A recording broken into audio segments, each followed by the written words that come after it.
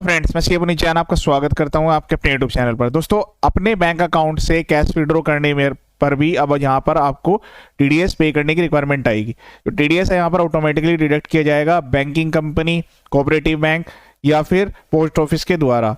इसका जो governing section है 393 रहने वाला है। ये इनकम टैक्स की ऑफिशियल वेबसाइट है www.incometaxindia.gov.in। इसमें जो नया सेक्शन है वो 393 है। जो थ्रेशोल्ड लिमिट है उनको भी अपडेट कर दिया गया है।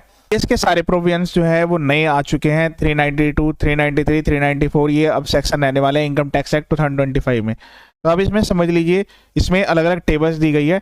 टेबल में जो लिमिट है उसको अपडेट कर दिया गया है। तो मैं आपको डायरेक्ट उसी टेबल पर लेकर चलता हूँ, उसी सीरियल नंबर पर, ताकि आपको आसानी रहे।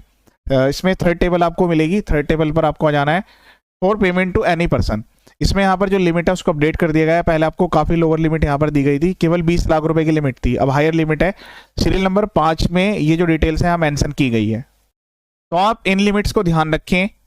आपका जो अकाउंट है वो आपका सेविंग बैंक है या करंट बैंक अकाउंट है, उससे कोई फर्क नहीं पड़ता। आपका किसी भी टाइप का अकाउंट है, आपका जो है सेविंग बैंक अकाउंट हो सकता है या करंट बैंक अकाउंट हो सकता है। ठीक है, ये जो लिमिट्स हैं ये आपकी केवल टीडीएस पर्पज से है। कोई अदर टाइप का भी आपका अकाउंट है तो सबके लिए एप्लीकेबल रहने वाला है। जो टेबल नंबर 3 है उसमें सीरियल नंबर 5 के अकॉर्डिंग अब जो पेमेंट करने वाला पर्सन होगा वो टीडीएस डिडक्ट करेगा। पेमेंट करने वाला पर्सन कौन हो सकता है? एक बैंकिंग कंपनी हो सकती है, कोई कोऑपरेटिव सोसाइटी हो सकती है जो कि यहाँ पर बैंकिंग बिजनेस रन कर रही है, या फिर कोई पोस्ट ऑफिस हो सकता है। ये 3 एजेंसी ऐसी हैं जो कि जहां अगर आप कैश की ट्रांजेक्शन कर रहे होंगे तो आपको जो है टीडीएस डिडक्ट कर लिया जाएगा। और ये पहले सेक्शन 194N होता था, उसको चेंज करके यहाँ पर 393 सेक्शन आ चुका है। अब ये डिडक्ट कर लिया गया और यहाँ आपके पैन कार्ड पर जमा भी कर दिया गया। तो जब आप अपने इनकम टैक्स रिटर्न को फाइल करेंगे तो उस टाइम पर आप इसको क्लेम भी कर सकते हैं, रिफंड मिल जाएगा आपको अगर आप एलिजिबल हैं तो। ठीक है, तो वो केस टू केस डिपेंड करता है। बाकी सेविंग बैंक में जो आपका कैश जमा और कैश निकालने के लिए जो लिमिट होती है वो 10 लाख रुपए की होती है। ठीक है, और इसके इसमें 50 लाख रुपए की लिमिट होती है। ये जो लिमिट मैंने यहाँ पर लिखी है केवल ये होती है रिपोर्टिंग पर्पज के लिए।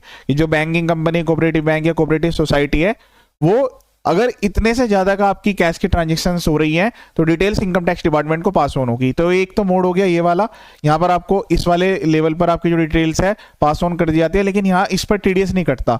टीडीएस आपका कब कटेगा? जो यहाँ पर थ्रेशोल्ड लिमिट दी गई है उसके अकॉर्डिंग। ये 2 लिमिट्स है, लिमिट ए और लिमिट बी। तो आपको जो है इन लिमिट्स का ध्यान रखना है। जो टीडीएस कटेगा वो 2% का आपका कटेगा, 2% के हिसाब से। ठीक है, अब थ्रेशोल्ड लिमिट जब आप ये एक्टिविटी कर रहे होंगे, जब कोऑपरेटिव सोसाइटी से अगर आप कैश विड्रॉ करेंगे तो उसमें 3 करोड़ रुपए की लिमिट दी गई है। 3 करोड़ रुपीज जो है जब आप विड्रॉ कर रहे होंगे तो उस केस में जो कोऑपरेटिव सोसाइटी है वो टीडीएस डिडक्ट कर लेगी 2% के हिसाब से। ठीक है, इससे ऊपर जो जब आप विड्रॉ करेंगे तभी एप्लीकेबल होगा। और जो अदर देन कोऑपरेटिव सोसाइटी है इसके लिए क्लोज भी एप्लीकेबल रहने वाला है। अदर देन कोऑपरेटिव सोसाइटी हो गई आपकी बैंकिंग कंपनी और पोस्ट ऑफिस। तो जो क्लोज भी है वो आपकी बैंक, वो कोई भी बैंक हो सकता है, प्राइवेट, नेशनलाइज्ड, कैडुअल, कोई भी बैंक हो सकता है, और ये पोस्ट ऑफिस। तो इन वाले केस में आपको जो है लिमिट मिलेगी 1 करोड़ रुपीज की। ठीक है, तो 1 करोड़ से ज्यादा का आप अगर कैश विड्रॉ कर रहे हैं तो उस केस में आपका जो है 2% टीडीएस डिडक्ट कर लिया जाएगा। जो भी बैंकिंग कंपनी है, जो पोस्ट ऑफिस है, वो आपका टीडीएस डिडक्ट करके और आपके पैन कार्ड पर गवर्नमेंट को जमा करेंगे। ये 2% का रेट तब एप्लीकेबल रहेगा जब आपने पैन कार्ड सबमिट किया हुआ होगा। ध्यान रहे, आप जो है अगर कैश में काफ़ी ज़्यादा ट्रांजैक्शन करते हैं तो तुरंत अपने बैंक अकाउंट में, वो किसी भी टाइप का आपका बैंक अकाउंट हो, सेविंग हो, करंट बैंक या कोई भी अदर टाइप भी हो सकता है। ठीक है, तो उसमें पैन कार्ड जरूर अपडेट करा लें, क्योंकि अगर आपने पैन अपडेट नहीं किया तो फिर आपका 20% से टीडीएस डिडक्ट हो जाएगा। 20%, जी हाँ, हायर रेट 20% है, उससे टीडीएस डिडक्ट हो जाएगा कैश विड्रॉ करने पे। और ये वाला जो आपका 20% वाला है ये रिफंड भी नहीं मिलेगा। ये वाला तो अगर आप एलिजिबल हैं, आप अपनी इनकम टैक्स रिटर्न फाइल करके कि आपकी कोई इनकम नहीं है, थ्रेशोल्ड लिमिट से कम है, तो ये आपका जो है रिफंड हो सकता है। लेकिन ये वाला तो आपका बिल्कुल भी रिफंड नहीं होगा। तो आपको जो है जब भी आप बैंक से कैश विड्रॉ कर रहे हैं तो जो मैंने ऑलरेडी लिमिट्स बताई है कि इसके ऊपर आपकी डिटेल्स इनकम टैक्स डिपार्टमेंट को पास ऑन होगी, उन लिमिट्स का भी आपको ध्यान रखना है। और अगर आप इतना ज़्यादा कैश विड्रॉ कर रहे हैं तो उसका आपके पास सोर्स होना जरूरी है। यहाँ लिमिट को हायर रखा गया है 1 करोड़ रुपए, 3 करोड़ रुपए, तो उसका मतलब ये नहीं है कि आप अपने सेविंग बैंक अकाउंट से या करंट बैंक अकाउंट से इतना ज़्यादा कैश विड्रॉ कर रहे हैं, ठीक है, और उसमें आपको कोई दिक्कत नहीं आने वाली है। तो आपको किसी भी टाइप से प्रॉब्लम ना आए उसके लिए आपको सेक्शन 393 में कटने वाले जो टीडीएस है उसकी जो लिमिट्स है उसका ध्यान रखना होगा। हायर कैश ट्रांजैक्शंस को आप अवॉइड करें, क्योंकि ये जो ट्रांजैक्शन है ये आपकी कैश विड्रॉल के केस में एप्लीकेबल हो रही है, और ये लायबिलिटी बना दी गई है बैंकिंग कंपनी, कोऑपरेटिव सोसाइटी जो बैंकिंग बिजनेस में है, और यहाँ पर पोस्ट ऑफिस की। तो आपका कोई भी जैसे बैंकिंग कंपनी हो सकता है, कोऑपरेटिव बैंक भी हो, तो उसमें लोअर लिमिट आपको मिलेगी।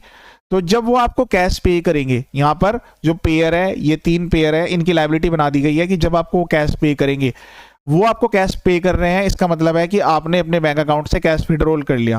तो कैश विड्रॉल करने पर अब आपको जो है टैक्स लगेगा, और ये जो आपका टैक्स है ये केवल और केवल आपका टीडीएस है।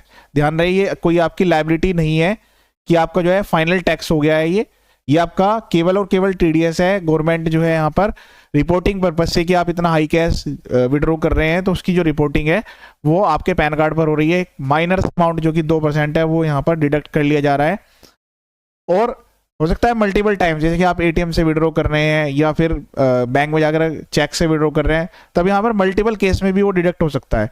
तो ये केवल टीडीएस है, आपकी एक्चुअल इनकम हो सकता है डिफरेंट हो, लेकिन फिर भी इतना हाई कैश निकालना और बाद में उसको जस्टिफाई करना, अगर कोई नोटिस आ जाता है तो आपको प्रॉब्लम हो सकती है। ये केवल आपका टीडीएस डिडक्ट हुआ है, टैक्स डिडक्टेड एट सोर्स, ये आपका इनकम टैक्स नहीं है कि अब टैक्स लग गया है, अब आपको कोई दिक्कत नहीं आने वाली है।